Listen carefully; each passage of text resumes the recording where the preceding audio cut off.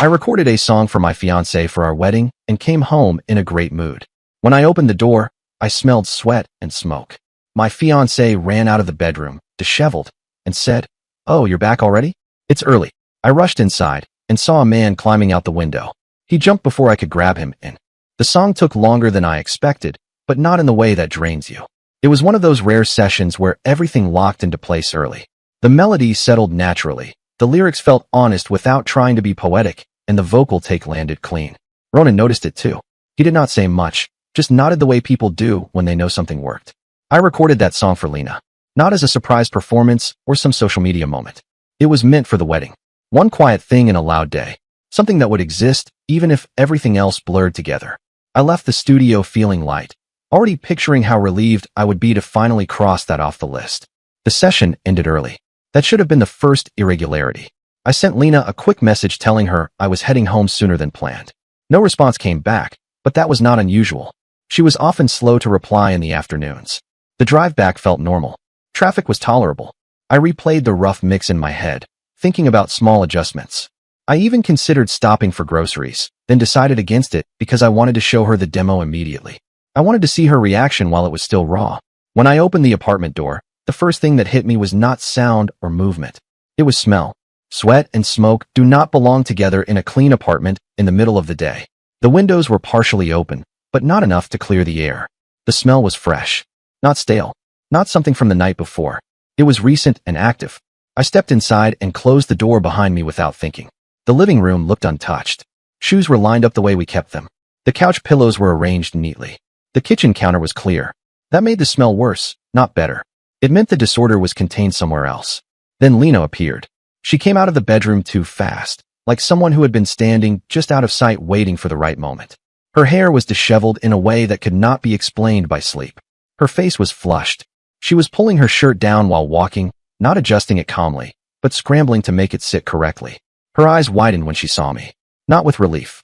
With calculation that failed immediately. She said something about me being back early. The words were wrong in tone and timing. She was trying to anchor herself to a version of reality that had already collapsed. I did not answer her.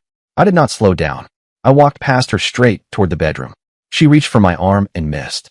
Her hand brushed my sleeve, then dropped. She followed me, talking too fast, filling the space with noise meant to delay me by seconds. That told me everything I needed to know before I even reached the door. The bedroom window was open wider than usual. A man was halfway out of it. I saw his back first, then his legs. He was scrambling, not climbing carefully. He wore jeans that were half-buttoned and shoes without socks. One of his hands slipped on the frame as he tried to lower himself. Panic has a sound even when no one is speaking. It is in the movement. I lunged forward and grabbed for him, catching only fabric. The material tore in my hand as he dropped. He did not look back. He hit the ground awkwardly and took off running down the alley without hesitation, without checking for injury, without checking for witnesses. That told me he had practiced escape routes in his head before. I stood at the window for a moment longer than I should have, listening to footsteps fade. The city absorbed him quickly. By the time I leaned out to look, he was already gone. Behind me, Lena was breathing loudly. I turned around. The room told its own story without commentary. Rumpled sheets. An unfamiliar jacket on the chair. A glass with condensation rings on the nightstand. The ashtray we never used was out, holding fresh cigarette ends. This had not been a spontaneous mistake. It had logistics. I faced Lena. She started speaking immediately, stacking explanations before I asked a single question. Each sentence contradicted the one before it. She framed the situation as sudden, emotional, confusing, then harmless. She tried to redirect responsibility by accusing me of absence, of work obsession, of emotional distance. The order was wrong.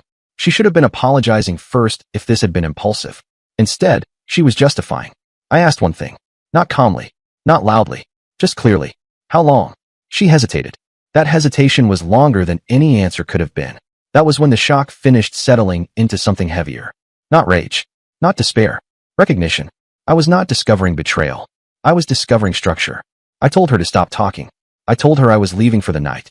She followed me into the living room, still trying to negotiate control of the situation through volume and speed. She shifted tactics quickly, swinging between tears and anger when one failed to land. I packed a bag without rushing. Clothes, laptop, documents, the things that mattered.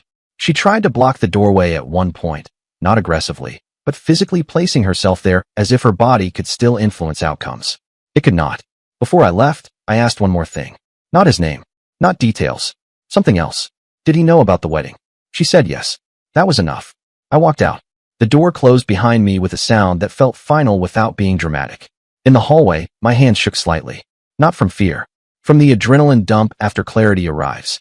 I slept at Ronan's place that night. I did not explain everything. I did not need to. He saw it in my face and did not ask questions that would force me to narrate what I had already processed. Lying on his couch, staring at the ceiling, my mind did not replay the scene emotionally. It replayed it operationally. Timings. Access. Assumptions. Patterns I had accepted without scrutiny. She knew my schedule. She knew when sessions ran late. She knew when I would not be home. The man who jumped had not panicked because I existed. He panicked because he had been told exactly when I would not. That realization landed harder than the image of him climbing out the window. By morning, the wedding song did not feel wasted. It felt misdirected. And I already knew this was not going to end quietly. I did not go back to the apartment the next morning. That decision mattered more than it seemed at the time. If I had returned immediately, the story would have stayed small, emotional, and negotiable. Distance gave me clarity. It also forced Lena to sit alone with what she had triggered. I went to work instead. Routine is grounding when shock is still active. I showered at Ronan's place, changed clothes, and drove straight to my office. I did not open messages on the way. I already knew my phone would be full. I needed a few hours where my attention belonged to something that did not lie to me. By mid-morning, curiosity replaced anger. Not the kind that wants answers for closure, but the kind that wants to understand mechanics. Betrayal only feels chaotic when you assume it is emotional.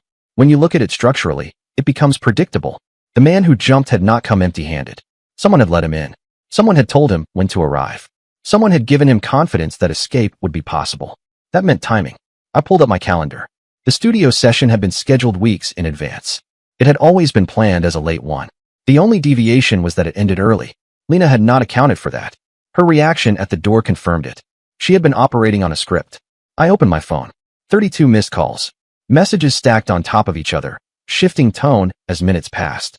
The first few were attempts at normalcy, then panic, then accusation, then apology, then threats, then apologies again. She was cycling through leverage, trying to find something that still worked. I did not respond. Around noon, Ronan knocked on my office door and closed it behind him. He did not sit immediately. That told me he already knew enough to be careful. He said Lena had called him earlier that morning. That got my attention. She had asked him whether I had mentioned anything about the song during the session. Not how I was. Not when I would be back. Just whether I had said anything about her. That was not concern. That was damage control. Ronan told her nothing. He told me everything. I thanked him and asked him for one more thing. Not surveillance. Not favors. Just names. People who might have seen or heard something unusual around the apartment building the previous day. He gave me one. Mrs. Halvorson from the 3rd floor. She was retired. She watched everything. She had once knocked on our door because a delivery truck idled too long outside. People like that notice patterns. I drove back to the building in the early afternoon. I did not go upstairs. I waited near the side alley where the man had landed. There was a small cafe across the street. I ordered coffee and sat by the window. I did not stare. I observed. After 20 minutes, I saw Mrs. Halvorson returning with groceries. I approached her calmly and introduced myself. I did not mention Lena. I did not mention the bedroom. I asked whether she had seen anything unusual yesterday afternoon. She did not hesitate. She described a man jumping from a window, landing badly, then running. She described his height, his build, his hair. She described the direction he went. She also mentioned something else. She had seen him enter the building earlier that day. Calmly, confidently. He had not looked like someone sneaking in. He had walked straight through the front door. That detail mattered. I thanked her and went back to my car. I already had enough. The man had not been a stranger. He had been a visitor. I drove to the address where Lena's car insurance paperwork listed emergency contacts. Not because I needed paperwork, but because it told me which social orbit she relied on when things went wrong. One name stood out. Caleb Reed. I had heard that name before. Always casually. Always framed as insignificant. An old friend. Someone from before we met. Someone who had supposedly faded out of her life years ago. People do not fade out cleanly without effort. I found him the same day. Not through stalking or digital obsession. Through predictability. People have routines when they think they are safe. Caleb worked at a mid-sized logistics firm on the edge of downtown. His car was parked in the same spot every afternoon. I waited until he came out. He froze when he saw me. Not because he recognized me immediately, but because my presence made something click in his head. He knew exactly why I was there. I told him my name. I told him where I lived. I told him I had seen him leave my bedroom window. He did not deny it. He tried to explain instead. We talked in the parking lot. Not shouting. Not posturing. Two men stripped of the illusion that someone else would absorb the consequences for them. Caleb admitted the relationship had not been accidental. Lena had reached out months earlier. She had framed me as emotionally unavailable but financially reliable. She had described our relationship as already over in every way except paperwork. She had said the wedding was something she felt pressured into completing, not something she wanted. He said she had rules. No messages when I was home. No calls after midnight. No social overlap. No visible marks. No scenes. Everything managed. He had believed her when she said I knew. He had believed her when she said I accepted it. He had believed her when she said I would never confront him. That was the most revealing part. She had made promises about my behavior. I asked him whether he knew about the song. He did not. That surprised him. He said she had never mentioned it. She had told him I was too busy to care about things like that. That was when the scale shifted. This was not a lapse. This was a narrative. I left him there without threats or warnings. He was already unraveling. The illusion that he had been chosen was collapsing. He was starting to realize he had been used as a placeholder, not a partner. That realization is heavier than anger. I went back to Ronan's place that evening and finally responded to Lena. I told her I had spoken to Caleb. That was all. Her reply came instantly. The typing bubbles appeared and disappeared repeatedly before a message finally arrived. She asked what he said. She asked what I believed. She asked whether I planned to ruin her life. I did not answer. Instead, I forwarded her a list. Vendors. Deposits. Dates. Times. I told her the wedding was canceled. I did not ask permission. I did not negotiate. I informed. Within an hour, the consequences started to propagate. Family members reached out. Friends asked what happened. She began telling her version of the story quickly, but inconsistencies crept in almost immediately. People asked questions she could not answer cleanly. The apartment became a problem too. The lease was in my name. Utilities were in my name. Internet. Parking. Storage unit. I did not threaten to cut anything off. I simply began the process of separation formally. Notices were sent. Access was scheduled to change. Timelines were established. Lena showed up at Ronan's place late that night. She did not knock. She rang the bell repeatedly until he opened the door and told her to leave. She cried in the hallway. She alternated between pleading and accusing me of cruelty. She claimed I was punishing her excessively for a single mistake. It was not a single mistake. It was a system. By the end of that night, she understood something important. I was not reacting emotionally anymore. I was acting structurally. And structure does not reverse itself because someone is sorry. When I lay down to sleep, I did not feel relief. I felt momentum. The man who jumped was no longer the focal point. Lena was. And she was running out of room. The apartment stopped being neutral territory once the paperwork began moving. That was the first thing Lena failed to anticipate. She assumed the relationship was the center of the conflict, that if emotions cooled, the rest could be negotiated. What she did not understand was that relationships end softly only when infrastructure is shared evenly. Ours was not. I had not designed it that way deliberately. It had simply evolved while I handled logistics, and she handled presence. That imbalance never mattered until trust disappeared. I returned to the apartment during the day while she was gone, not to search for evidence or dramatize the past, but to inventory what existed. Shared property becomes ambiguous fast after betrayal, and ambiguity benefits the person willing to lie longer. I photographed everything. Not the bed. Not the obvious. Documents. Equipment. Storage keys. Serial numbers. Contracts filed in drawers she never opened because they bored her. That was when I noticed something off. One of my external drives was missing. Not lost. Missing selectively. It was a drive I rarely accessed because it held archived sessions and used stems, reference mixes, and raw vocal recordings. Material that was valuable not because it was finished, but because it could be repurposed. That drive had been stored in a specific drawer in my desk. The drawer was now empty. I checked backups. The archive was incomplete. That changed everything. I called Ronan and asked whether Lena had ever been alone in the studio. He paused before answering. That pause told me the truth before his words did. She had. Not often. Not openly. But enough to matter. She had framed it as curiosity. Interest. Support. She wanted to understand what I did. She wanted to surprise me by learning the basics. Ronan had allowed it because nothing seemed suspicious at the time. People who are trusted rarely trigger alarms. I drove straight to the studio. Ronan unlocked the side office, and we went through access logs. Not security footage. Not timestamps. Just keycard entries and session bookings. Lena's name appeared more than it should have. Always tied to my absence. Always aligned with days when I was traveling or booked elsewhere. She had been using my professional environment, as if it were an extension of our home. We cross-referenced file transfers. There it was. She had copied material. Not everything. Just enough to be useful. Vocal hooks. Chord progressions. Unreleased demos. Pieces that could be pitched to producers or sold quietly without attribution. Not theft in the dramatic sense. Extraction. I sat there for a long time without speaking. Ronan did not interrupt. He understood that this was no longer personal. It was procedural. This was not about revenge. This was about containment. I contacted a lawyer that afternoon. Not to sue immediately. To understand exposure. Intellectual property does not care about emotions. It cares about access and consent. Lena had neither. The lawyer confirmed what I already suspected. I had grounds to act. Quietly or loudly. My choice. That evening, Lena messaged me again. Her tone had shifted. She was no longer panicked. She was strategic. She proposed a conversation. Closure. Mutual respect. A clean break. She wanted to reset the frame. I agreed to meet her. Not because I believed her. Because I needed to see how much she knew. We met in a public place. Neutral. Busy enough to discourage theatrics. She arrived composed, dressed deliberately, performing stability. She talked about growth. Mistakes. Pressure. How she felt trapped by expectations. I let her talk. When she finished, I asked her one question. Where was my drive? Her expression changed immediately. Not shock. Not confusion. Recognition. She tried to explain it away as temporary borrowing. She claimed she planned to return it. She framed it as inspiration, not exploitation. She insisted she never intended harm. Intent did not matter. I told her I knew about the studio access. The file transfers. The pattern. That was when the mask finally cracked. She accused me of overreacting. Of leveraging power unfairly. Of trying to control her future. She said I was punishing her professionally because I could not handle rejection. The accusation was revealing. It meant she believed I was acting emotionally. That belief was her final miscalculation. I told her the lawyer would be contacting her.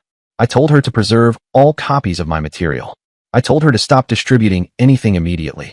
She laughed. That laugh ended her remaining protection. Within 48 hours, the consequences accelerated beyond her control. A producer she had been quietly pitching to contacted me directly. He had recognized my sound in her submissions and wanted clarification before proceeding.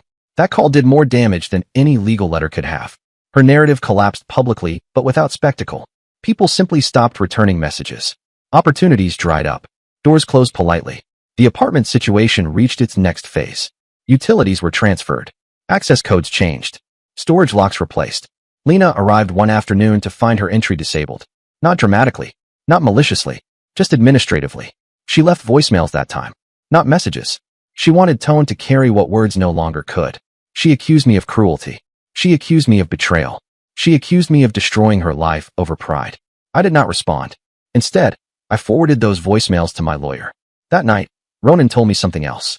Weeks before, Lena had asked him whether I ever checked the studio's back-end systems. She had phrased it as curiosity again. She wanted to know how closely I monitored data. Whether I trusted automation. That was not curiosity. That was reconnaissance. The realization settled slowly but firmly. The affair had not been the center of her actions. It had been a tool. A distraction.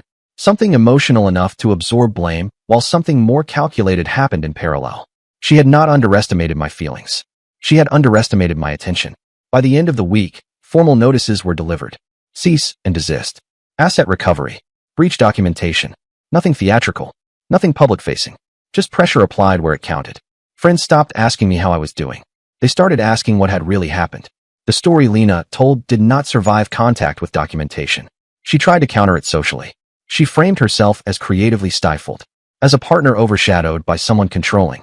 That narrative lasted until people noticed she could not explain what she had created independently. Talent leaves footprints. Borrowed access leaves gaps. The last time we spoke that week, she asked me whether I hated her. I told her no. Hatred requires emotional investment. I was simply done protecting her from consequences she had assumed would never reach her. When I went to sleep that night, it was not with anger. It was with certainty. She had lost control of the story, the resources, and the timeline. And what remained was about to become very public. By the time the formal notices reached Lena, the emotional phase of the breakup was already over. What followed was not dramatic. It was administrative. That distinction mattered, because administration leaves records. Records survive longer than anger. The first response from her lawyer arrived 3 days after the cease and desist letter. It was defensive in tone, but thin in substance. They acknowledged receipt. They denied intent. They requested clarification on scope. That told me everything. They were buying time. Time was no longer an asset she possessed. My lawyer responded within hours, attaching logs, access records, transfer timestamps, and a concise timeline. No commentary, no accusations, just documentation, the kind that does not need persuasion. The studio terminated her access the same day, not because I demanded it, but because they could no longer justify liability. Her name disappeared from internal systems quietly, without announcement. She showed up there anyway. Ronan told me later that she waited in the lobby for over an hour. She insisted there had been a misunderstanding. She claimed she had permission. When asked to provide proof, she could not. Security escorted her out politely, not roughly. That politeness hurt more than hostility would have. That incident traveled faster than gossip ever does. In creative circles, word spreads not through stories, but through absence. People simply stop appearing on calendars. Invitations stop arriving. Calls go unanswered. Lena's next move was financial. She tried to access joint accounts that no longer existed in practice. The funds had been separated legally days earlier. When transactions failed, she panicked. Not because she lacked money immediately, but because she realized how little control she actually had. She called my parents. That was a mistake. They had already been informed. Calmly, factually. They did not argue with her. They did not defend me theatrically. They listened, then told her the same thing I had. This was no longer emotional. It was procedural. She attempted to pivot socially again. She posted vague messages about betrayal, power imbalance, and exploitation. She never used my name. She did not have to. People knew. The problem was that her posts invited scrutiny rather than sympathy. Questions followed. Requests for clarification. Private messages asking for details she could not provide without contradicting herself. Meanwhile, the producer who had contacted me earlier withdrew formally from any discussions with her. He forwarded me their correspondence for transparency. He did not accuse her. He simply stated that the situation was unclear and therefore not worth risk. That sentence destroyed months of her planning. The drive surfaced a week later. Not returned personally. Mailed. No note. No explanation. Just the device in a padded envelope. The contents told their own story. Files had been renamed, organized, categorized. She had been preparing them for presentation. She had removed metadata in places, added it in others. She had not stolen impulsively. She had curated. My lawyer added that information to the record. At that point, settlement became her only viable option. Her lawyer reached out again, this time proposing cooperation. They offered to certify deletion of all copies, to provide a written acknowledgement of unauthorized access, to avoid further escalation. I agreed. Not because I wanted mercy, because finality requires cooperation. The agreement was signed within days. It included restrictions she would feel for years. Limitations on claims. Acknowledgement of breach. Conditions that would follow her quietly into future negotiations without announcing themselves. The wedding vendors refunded what they could. The rest was absorbed. No one fought it. They had seen situations like this before. Weddings end all the time. They only ask questions when the story changes midstream. The song never played. That detail mattered more than I expected. For weeks, the file sat untouched on my system. I did not listen to it. I did not delete it. It existed in suspension, like something waiting for context. Then I released it. Not as a wedding piece. Not as a dedication. As part of a small project about trust and misalignment. No backstory. No explanation. Just sound. People responded to it strongly. Not because it was dramatic, but because it felt honest. The irony did not escape me. Something intended for a future that never existed found relevance only after that future collapsed. Lena moved out of the apartment under supervision. Not mine. The building's. She took what was hers. No more. No less. The process was quiet and tense. She did not look at me when we crossed paths briefly in the hallway. I did not speak. That was the last time I saw her. Caleb reached out once more, months later. Not to apologize. To explain. He said he had lost his job after rumors reached his workplace. He said Lena had blamed him publicly when things fell apart. He said he wanted me to know he never intended to hurt anyone. Intent did not change outcome. I did not respond. By the end of the year, our shared circle no longer existed. It had fractured along lines of credibility rather than loyalty. People had chosen distance over conflict. That was fine. I did not need witnesses. What mattered was stability. I moved apartments, changed routines, rebuilt systems, not to erase memory, but to prevent repetition. Trust, I learned, does not fail because of passion. It fails because of unchecked access. The final consequence arrived quietly. A mutual acquaintance told me Lena had taken a job unrelated to anything she once pursued. Stable, modest, necessary. She no longer spoke about creative ambitions publicly. She avoided spaces where her past associations could surface. That was not punishment. That was adaptation. As for me, the absence of chaos became noticeable. Not immediately. Gradually. Mornings were quieter. Decisions simpler. There were no parallel narratives to manage. The wedding date passed without ceremony. I did not mark it. Life continued in a way that felt earned rather than salvaged. Some people asked whether I regretted acting decisively, whether patience would have softened the outcome, whether forgiveness could have preserved something. They misunderstood the sequence. Forgiveness is only meaningful when truth arrives voluntarily. What I dealt with required containment. The man who jumped from my window disappeared from my life in seconds. The woman who let him in took much longer. But in the end, both exited the same way. Without access.